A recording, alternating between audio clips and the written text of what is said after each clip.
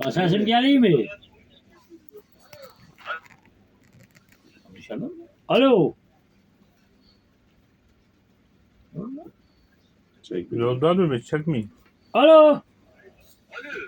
Sesim geliyor mu? Geldi. Bana imtihanın ertelemiş. Bize niye haber vermişsin? Yeni oldu yeni düne. Baba. Vay Ermeni vay. Sana bir ağzına sıçarım sana. Al güven mi? E?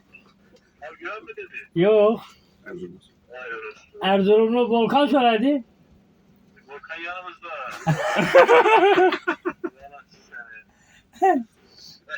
Neyse hele getiren Dilan da gel. Ramazan'a doğru gel beni dilendir ya. Daha senin değişim hakkın yok ki. He? Ramazan'a gelirsem oruç yerim ki sen ona göre. Valla ben ister yeme neydi? Daha onun Bir tane değişim hakkı konağa yok. girme Hala ya. abinen beni değiştirir daha ya. Orucu yiyeceksen sen de orası öğretme bana. Daha hala abinen beni değiştirir.